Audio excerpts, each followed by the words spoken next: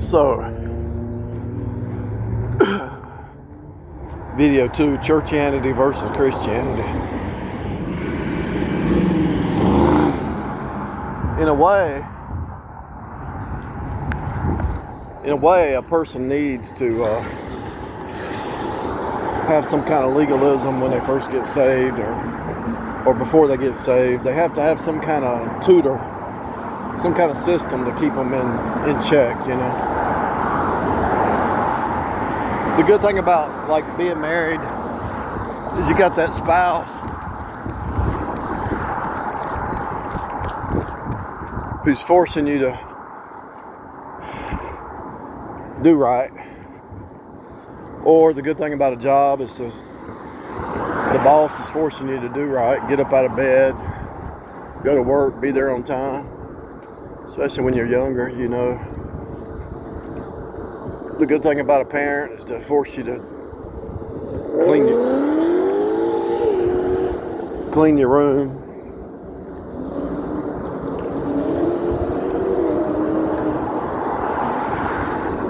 So you need some legalism for a while, like a tutor. But eventually what happens is you've studied the Bible enough, you've stepped into your own spiritual fullness.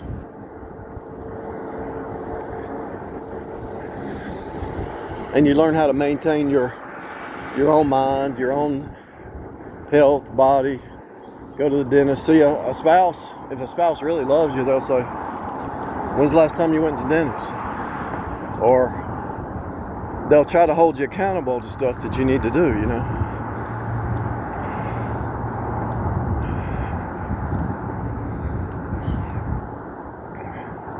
You don't need to be drinking all that wine. It's not good for you.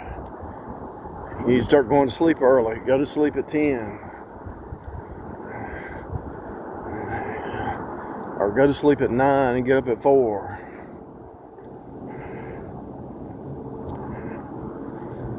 Start saving your money. Start investing. Get out of debt. Quit staying up late. Eat better. You know, a spouse will save your life. A job will save your life. A church can save your life. Especially if it's kind of a new. Notice how I got beside this wall and all the noise went away. It gives you routine. It doesn't matter what job or what church or what spouse. It creates that routine. And if you talk to somebody in China, I talked to somebody in China for a long time who worked for me.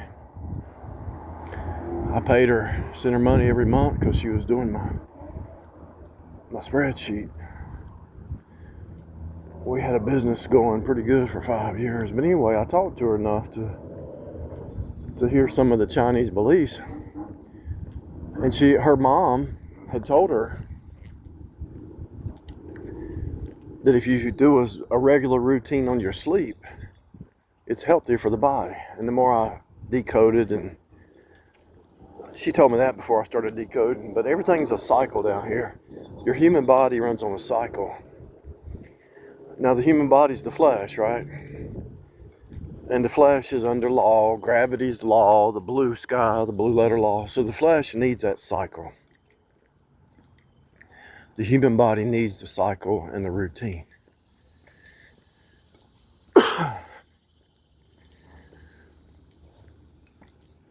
Having a baby, you know, that baby has to follow a routine, feeding it and all that.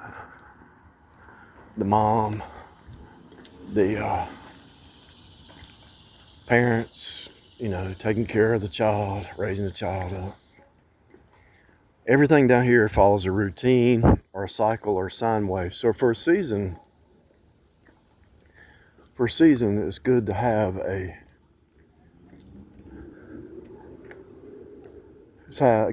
like a legalistic authority over you. But what happens is, if you step into the spirit walk, you realize it's not by rules or laws or legalism. It's a new creature. And so to shift from religion or rule-based living, a person could be saved and still be under rule-based living. But to move to the next level, the spirit walk, which is the 5D. So the 3D is nothing but the sine wave, right? The snake eating itself. But there's certain habits that you can do to make you healthy, wealthy, and wise, right? But then when you step away from the legalism and the 3D mindset, and you step into the 5D understanding, you don't do it based on you gotta do it or some kind of rule or law. You do it because it's healthy. You do it because it's right. You do it because it's beneficial. Nobody can force you to do anything.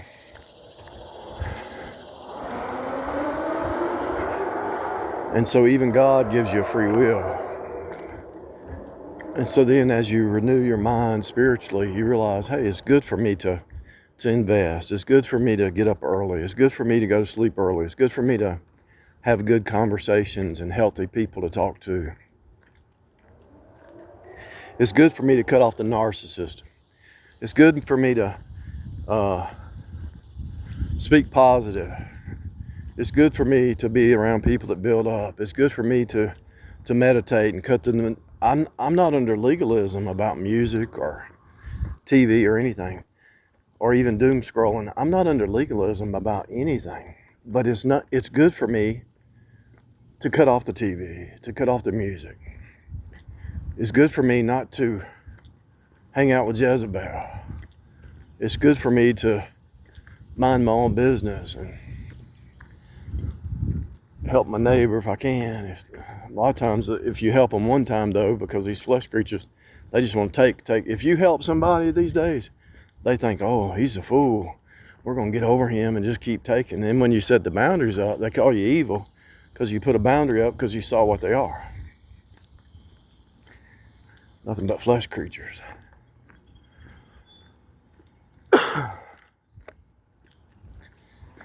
When somebody tries to take away your free will and try to manipulate you, you know you got to put a boundary around that. And if you listen to the past, here's the thing about Churchianity or going to a church. If it's a legalistic church, if you stay under that legalist for long enough, you're going to be depressed and sad and it's bad, everything's bad, you know. Especially if it's a legalistic Baptist church. Everything's evil, everything's bad.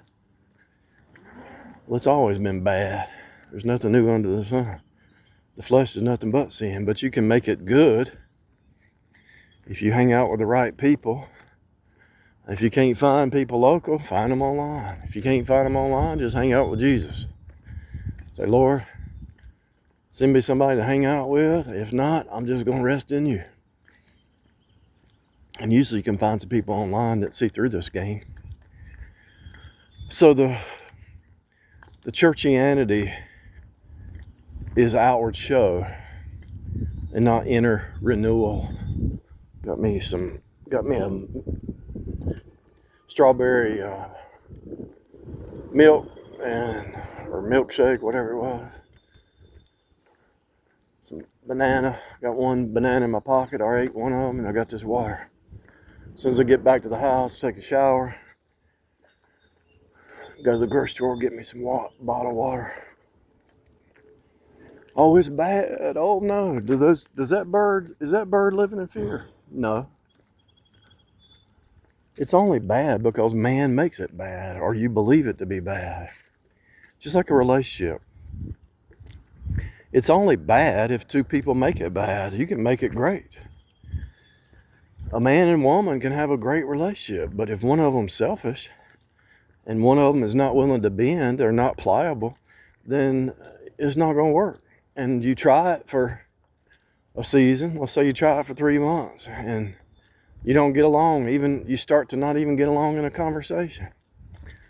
Then you pretty much have your sign, you know. They're not going to change. It might be you're not going to change. Y'all have two different belief systems or two different ways of living, and they can't live your way and you can't live their way, and they're not telling the truth, and you're trying to have a conversation and hit the details, and they don't care about the details that caused the problem, so you just walk away. So see that cube Now, it should say tear weight somewhere on there. Get out! Can you believe that? Should be on the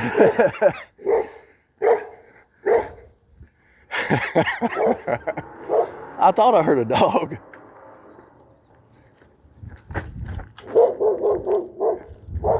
Can't even walk down the block. But anyway, see that cube?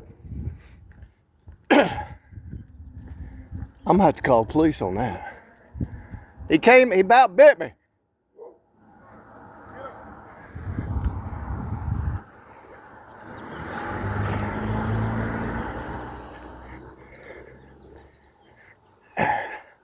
That guy's letting his dog run loose.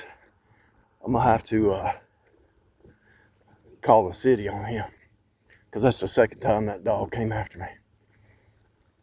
Anyway, on that cube box is a tear weight. It's a cube. Now see how dangerous the 3D is? That's why you gotta stay strong.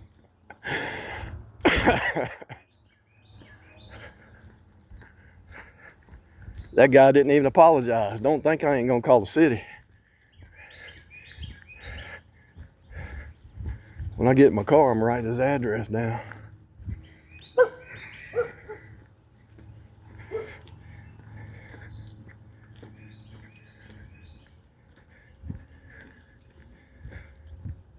So the cube is what the 501(c) church system is. The house cube. That truck, tear weight, on the back it's going to say tear weight, tear. The tear, the king of tire, is the tear, the tire, tired. The flesh is nothing but sin. And so, the king of tire is the king of the flesh. And the way that these narcissistic system cube rulers mess with you, it's because they got to get you in the flesh to read your mind, because the devil's going to speak to them, right? They might hear a voice, but they think it's their own voice, but the devil's going to tell them something. So if they can get you in the flesh, they can get you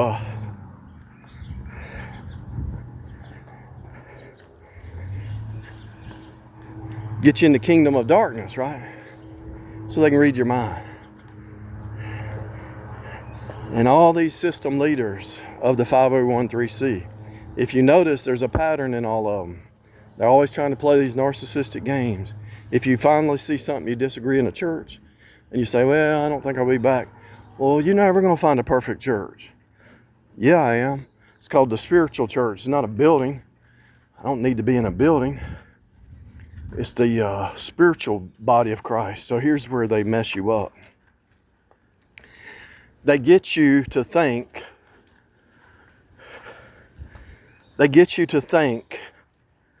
that a building is the church when it's a spiritual church. And the fact that they call it a church instead of the church building or the congregation, people say, I'm going to church. So they think they've actually worshiped God, but they don't worship God in spirit and truth. They worship God by going to a building, and as soon as they leave, they're still in the manipulation, the witchcraft, the narcissism, the selfishness, the me, and just like that guy over there letting his dog go loose, chase people. It's not the only person he's chased. He's chased me one time before. I thought he locked him up. But if he goes to church, he thinks he's great. But when he's got his dog chasing people walking down the street, is he really walking in love? No, he's walking in lies. He's walking in selfishness. And he's walking in delusion. And so people can go to a 501(c) and say, I went to church. No, you didn't.